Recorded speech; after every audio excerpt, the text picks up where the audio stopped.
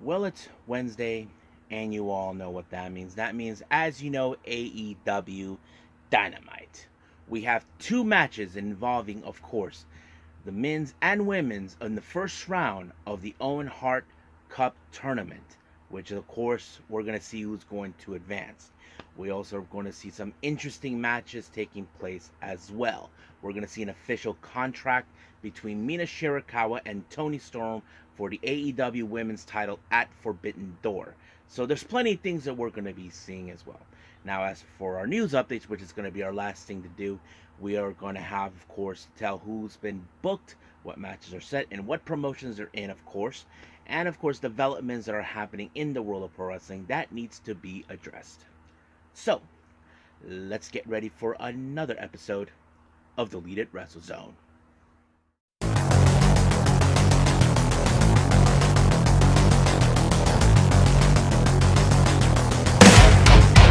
Are you ready?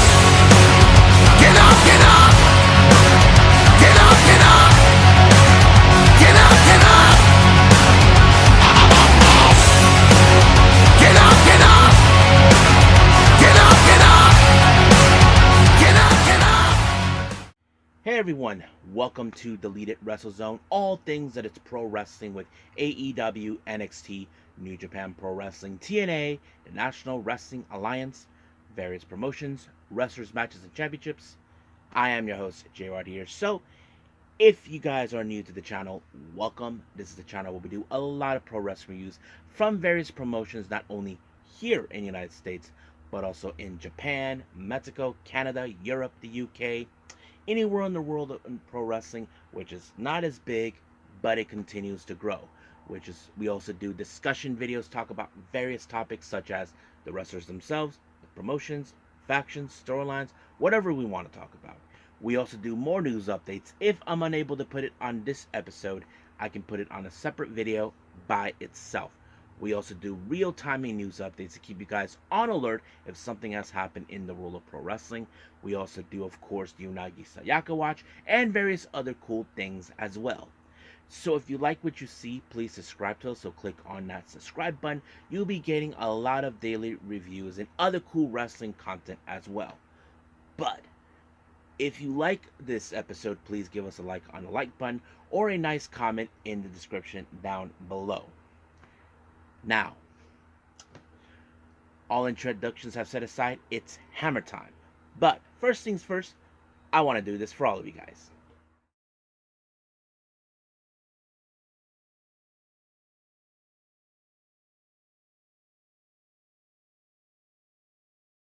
Well, as you know, June 20th is a very special day. And those who are Stardom fans may know what I'm talking about. Those who don't, I'll tell you. Today is, in fact, the happy birthday to Sayaka Kurara. That's right, guys. Sayaka Kurara it's her birthday today. I believe she turns 24. But it's an awesome day for her. As you all know, the following day, she has to face, of course, Wingori, teaming up with her Cosmic Angel teammate and fellow rookie Aya Sakura to face Wingori for the New Blood Tag Team titles. So I hope everybody has given her a nice happy birthday on her social media. I know I did. But also, let's just hope she does her best on the following day. If she wins the New Blood Tag Team titles, that's going to be one hell of a present for her on her the day after her birthday. But right now, it's time for me to shut up for this one because I'm excited. But right now, let's move on with AEW Dynamite.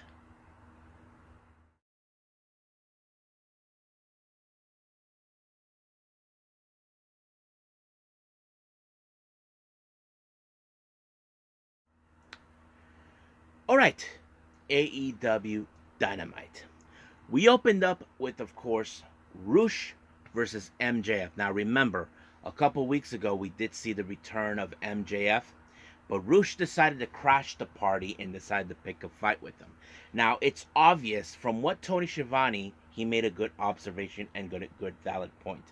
As you know, Rush is a former Ring of Honor World Champion, but if he defeats MJF, that would solidify him to possibly be in the AEW World Title conversation, which he knows it would be a good thing. But the thing is with MJF, as you guys know, there's two things. One, how much ring rust does he have since he's been gone for a while?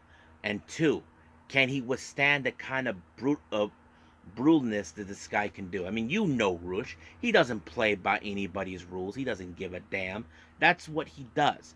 But however, it took two ways to defeat Rush by MJF. First, he tried the Heat Seeker, then a Brainbuster, and just like that, he won his match.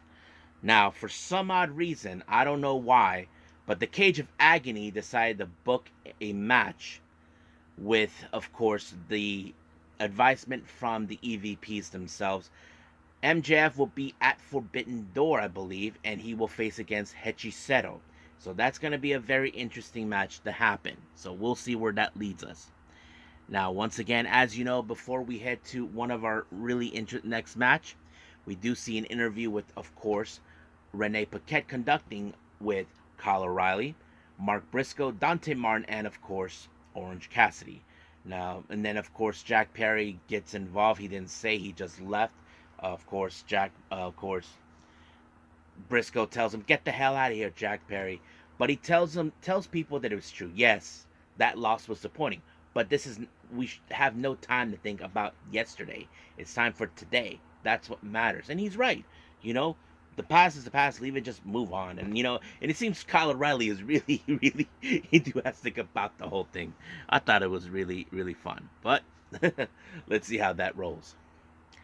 Now, ahead of his match against Swerve Strickland at Forbidden Door, Will Ospreay was about to do it. And, of course, a promo until Swerve Strickland, along with Nana, came around.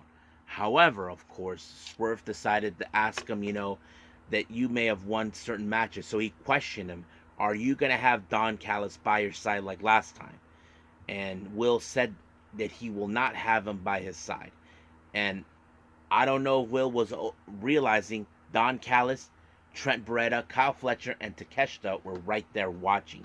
So basically, that's what it is. And then, as you know, Swerve has the tendency to make things personal. He talks about, all the sacrifices he made, especially to his own family for his own selfish needs with the AEW title. He took it personally with Will Ospreay about his wife and his son. And of course, Will did not take it. So basically, there's that. But however, Nana tried to, of course, make peace with this because he knows this is not going to be a good thing. But however, Will Ospreay, he's not going to have it. But Don Callis Trent was kind of flustered about how Will Ospreay responded about the accusations that, he's going to have Don Callis by his side. But of course, Don Callis said he knows him very well, so we'll see where that goes. Now let's jump into our next match. We have, of course, the members of Don Callis family, Fletcher and Takeshita. They team up with Roderick Strong and Zack Sabre Jr. They face, of course, Orange Cassidy, Dante Martin, Kyle O'Reilly, and Mark Briscoe. Now, you would think there's going to be some interesting moments. Now, as you know, this is a bit of a prelude before we head to Forbidden Door between Orange Cassidy and Zack Sabre Jr. So you would think this was going to be interesting moments. But, however, it was Orange Cassidy who picked up the win with the OC punch on Strong, giving him the win. However, in the post-match, while Dante Martin was in the upper ramp of the stage, he was sneak attacked by Jack Perry. Don't forget, Perry, Dante Martin, Takeshita, and of course, Mark Briscoe. They are involved in the ladder match of the Forbidden Door. So we'll see what happens until then. Now, of course, we do see a little bit of Rush not happy with the results of his match. Don Callis showed up, which is obvious because we thought Don Callis was going to be in ringside. Trent Beretta is determined to prove once and for all the type of person Orange Cassidy is. But it appears now Don Callis is continuing to recruit more people. And I wouldn't be surprised if Rush, of course, accepts him. So we'll see what happens.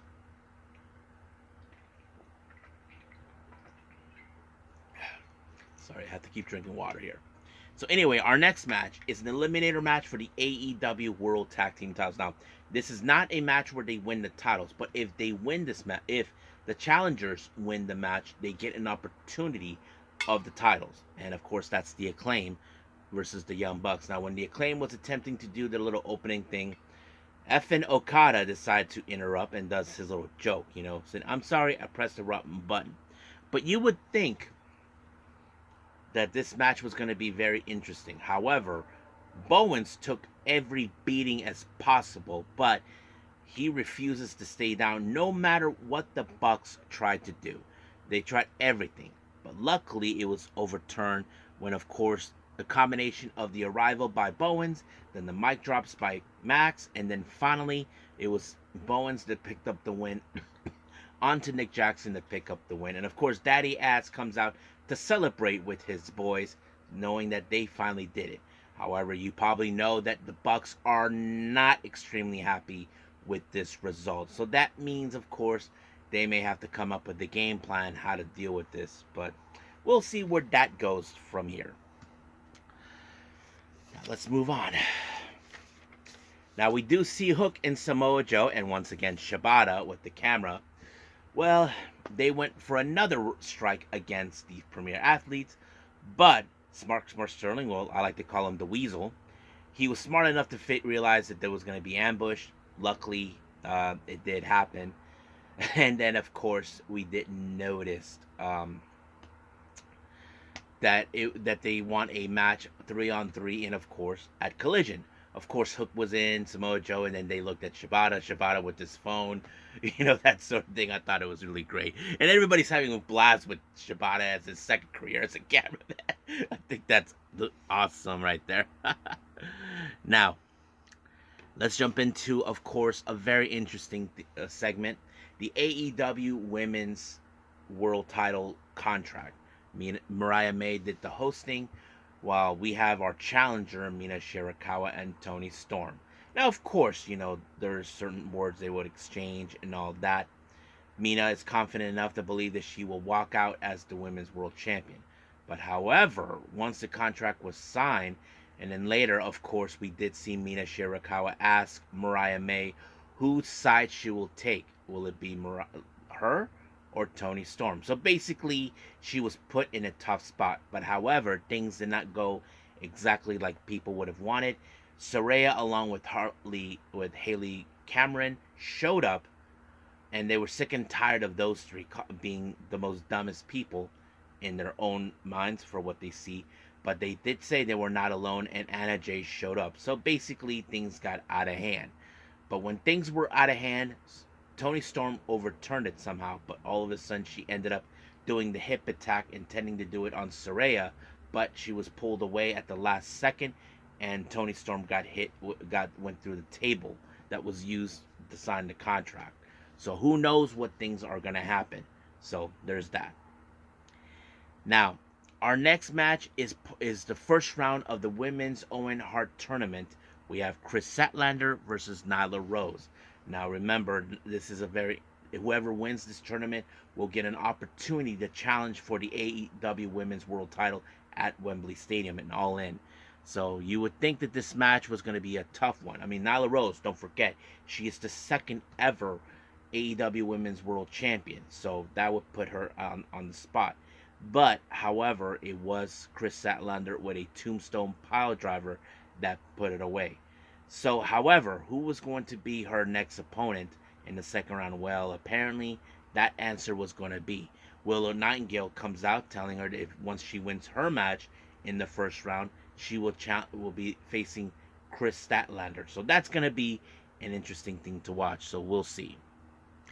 Now, as you know, last week we saw Private Party stood up against, of course, Jericho, and then Jericho went out of his way going, "Hi guys," and does his thing as over, saying you did a good thing and all that.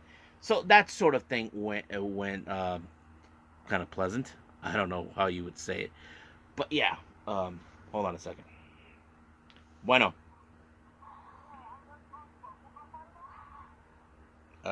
Más carne de hamburguesa. Okay, bye. Bye. Sorry. Anyway, now our next match, Daniel Garcia versus Rhett Titus. Nothing too significant, but we do know that Daniel Garcia does have one thing straightforward in his sights, is the AEW International title. We don't know when he'll get it, but this match, I could say it was done quickly after he applied the Red Cross onto Red Titus, picking up the win. But however, while the match was over, the Cage of Agony, along with Hechicero, attacked both Garcia and Daddy Ass, who was in fact at the commentary. And then, of course, things went out of control. Now, don't forget, MJF hasn't forgotten the stupidiness that the Cage of Agony did, trying to put him in a match against Hechicero, but the numbers game was out of hand. But Will Ospreay showed up for some odd reason and got involved and helped out. And then, of course, he looked at Daniel Garcia, so he knows the kind of person he is, so he showed him some respect. And of course, he did say in the interview that he doesn't give a damn about MJF until Brian Cage wanted a piece of him. But he did state it that he'll put the AEW International title on the line on Saturday. So that's going to be one heck of a match you don't want to miss. Now, our main event, we have, of course, the men's of the Owen Hart tournament. We have first Claudio Castagnoli versus Pac. Now, remember, these two men had quarreled with each other before. Don't forget what happened at the, what's it called?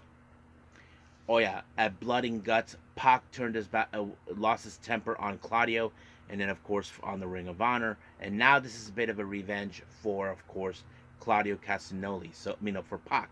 So you would think that this is going to be a very brutal match. It kind of did, but I wasn't too sure how this was going to go. But oh my God, it was Pac who picked up the win, and with a somewhat of a crucifix, and just like that, Claudio was not happy how things were going to be.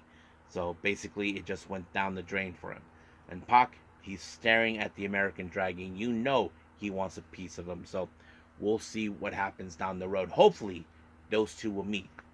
But as of right now, we'll end things here with AEW and move on with our news updates.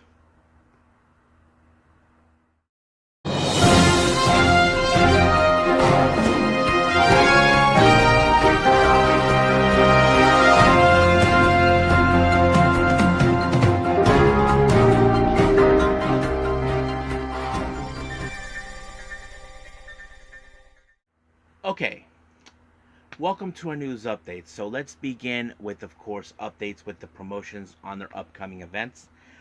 First, we have GCW updates with two events. The first one, as you know, will take place on the 19th of July in St. Louis for SoHi. They announced, of course, Los Desperados, consisting of Aries and Gringo Loco, taking on Davey Bang and August Matthews, Bang and Matthews. So they will be in the match. And then, of course, for the LA show on August 17th, for No Signal in the Hills, of course, Chavo Guerrero Jr. will be there. So that's going to be real awesome to watch. Now, Japanese Promotion 01 will have a very interesting anniversary show for Masato Tanaka for his 30th anniversary in Shinjuku Face on July 11th. They announced a three-way match: Unagi Sayaka versus Hideki Sidikin and Kentaro Hoshizu. So yeah, so there's that. Kitsune Women's Wrestling for their Shugo event on the 14th of July. They announced the debut of Simone Williams. I don't know who she is, but hopefully someone can tell me. And then finally, House of Glory announced for the high intensity event taking place on the 26th of July. Swerve Strickland makes his return. He takes on the patriarch of House of Glory, the Amazing Red. Yep, that's gonna be real fun. So let's see what happens until then. Now let's jump in with some developments. Now, we all saw what happened this past Monday with of course, the arrival of the Wyatt Sixth. We saw the characters. We saw Uncle Howdy. Among them, you probably know one of them is Dexter Lumis. Well, it looks like Index is completely over. It was reported that Indi Hartwell is filed a divorce on Dexter for joining, of course, the Wyatt. Hold on a minute. Bueno. Yes, please. All right. Sorry about that. Anyway, yeah, so that's what happened. I don't know, but we'll see how that rolls up. Now, move on. Now, Fightful selects more about Kota Ibushi. As you guys know, early this year, he injured his ankles. He was out of action after his match at Pro Wrestling Noah, but it was reported by him that he will report to AEW if the doctor can tell him he can compete. So he's asking fans to please wait a little more time. So we're probably intend to do that. Now, those who know or didn't know, it turns out that Shingo Takagi was spotted at the hotel where the AEW talent were staying. We're presuming that he will be meeting Bryan Danielson. He is going to be his opponent at the Owen Hart tournament. So can't wait to see that. I'm thinking it's going to be a Rampage. I'm not sure, but we'll go from there. Tony Schiavone on Fightful Select. Some people were asking him, should he be concerned about WWE, of course, with their partnerships and all that. He actually said that this does not affect them whatsoever. I mean, what does this have to do with him? That's the thing. I mean, he's focusing on AEW and their partners. That's what he's doing. Now, moving on. TNA has announced that they're making expansions for their street teams, like to get them recognized. They announced expansions in the cities of Montreal, Cleveland, Ohio, Philadelphia, Pennsylvania, Tampa, Florida, and Louisville, Kentucky. So any of my subscribers are from that area or close by the area, you should try to join the street team. So just letting you guys know. Interesting thing, as you may know, later on in August we will see AEW at All In for the Wembley Stadium. However, a very interesting development has occurred. They're going to have a Dynamite show or something like that. Let me pull that information up for all of you that know. Okay, so this is what they were saying. That, of course, that they will be doing the UK debuts in Cardiff, Wales, during the week of All In. So basically, while they're still in All In, they're going to have their shows right there. So it's kind of great. We may see, they said they will have Dynamite and, of course, Collision, which is great news. So I don't know if I have any subscribers who are from the UK, from that general area. Make sure you get your tickets. Now, Eric Young gave his thoughts about, of course, the partnership with WWE and TNA. This is what he had to say. This was from Fightful Select. I mean, the biggest thing is Hunter is a genius. It is the reason WWE is good as it is right now. It's because of him. It starts with him, ends with him. It's obvious not one person. There's millions of super talented people pulling the rope, just like it is in AEW, just like there is in TNA. But the partnerships, it's the tip of the iceberg right now. And there's no telling where it could end up. I got ideas that I like to see happen, and wrestling fans are talking about it. So I mean, it makes perfect sense. So but we'll see where that goes from there. Some of you may question about Blade, who we haven't seen in AEW for quite some time. We have been recently seeing his tag partner Butcher. It was reported by KNS WrestleFest that he is currently out of action, claiming due to a long absence. He has a back injury and with a surgery potentially in his future. So hopefully everything turns out well for him. So now, Taro Okada, the president of Stardom, has issued an apology for what happened at the press conference involving the final chapter between Oedo Tai and Queen's Quest, and this is what he had to say. I wrote the contract, so I knew most of the content by heart. I was so nervous while I was reading it out that nothing was going through my head. Contracts have to be treated in care, and I also put my stamp on it. Bushiroad's fights management system was in the middle of reform, so I apologize. So somehow this contract must have been duplicated. Remember, Natsuko Tora removed the strip that indicates the match will be if the loser will remain as the only member of the unit while everybody leaves. So that was the whole thing.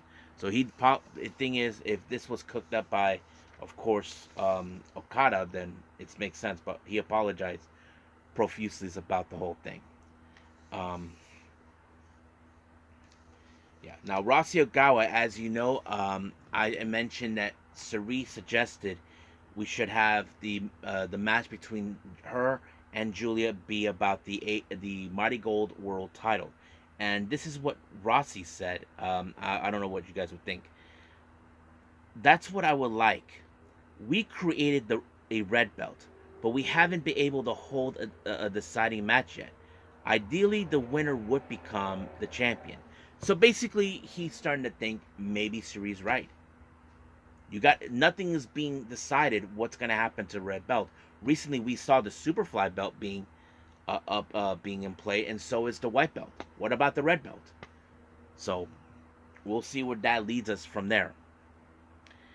Now, Starlight Kid had a few things that she wanted to get out, that she mentioned. Now, as you know, her former teammate and former friend Mayu Iwatani will be putting the IWGP Women's title on the line. However, she questioned why is this match not being made as the main event. This is what she said. I don't mean to criticize, but I'm a little sad that the IWGP Women's is not in the main event, not even the semi, but fourth match. When the IWGP Women's was created, it was the belt I thought I want to wear this someday, and it's the belt that can defend it at the Tokyo Dome. So, with that in mind, I like to know why the order of the matches was decided like this. I mean, yes, it's a good observation. This match should have been the main event. I mean, Fujimoto is the ace of Ice Ribbon. It would make sense, but but the president of Stardom did mention about that. This is what he said. I don't think the order of the matches is important. At recent All Together on the 15th in Sapporo, Kid and Azumi singles match was the second match, but I think they backed proudly, thinking we worked our hardest in that show. I think Kid proved that the order of the matches doesn't matter. So yeah, so that's what she said. And also she even talked about, of course, interacting with other promotions. This is what she said.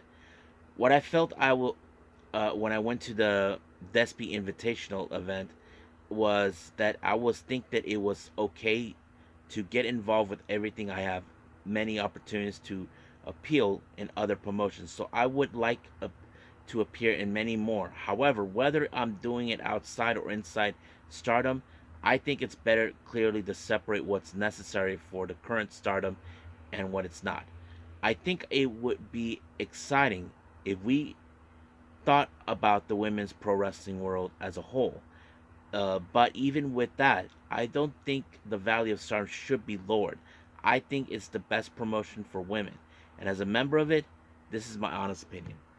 So basically, she feels like Stardom should not be lowered its value because we've seen talent wrestle in other locations. But, she's proud to be part of Stardom, not gonna lie. But yes, so there's that.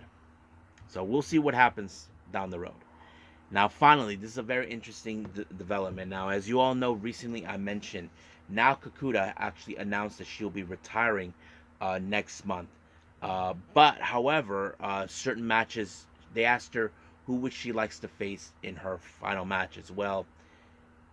She mentioned two, Mizuki and who was it? Oh yeah,